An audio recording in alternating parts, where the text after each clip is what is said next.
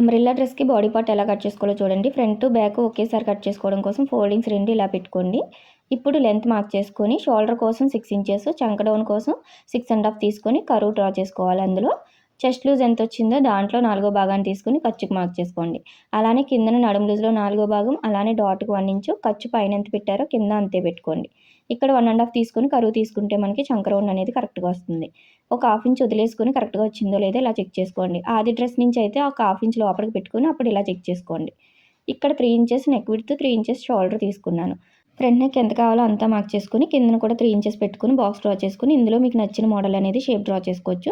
ఈ చివరి 1 ఇంచ్ అనేది మార్క్ చేసుకుని డాట్ దగ్గర నుంచి ఇలా క్రాస్గా మార్క్ చేసుకోండి. ఎందుకు అంటే మనకి అంబ్రెల్లా డ్రెస్కి ఇలా తీసుకోవడం వల్ల షేప్ అనేది కరెక్ట్గా వస్తుంది కిందన, అలానే నడుము దగ్గర కూడా.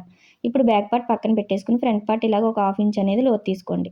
ఇలా చాలా ఈజీగా ఫ్రంట్ బ్యాక్ ఒకేసారి కట్ చేసుకోవచ్చు. ఫుల్ వీడియో కింద ఉంటుంది, చెక్ చేయండి. వీడియో నచ్చితే లైక్ చేయండి.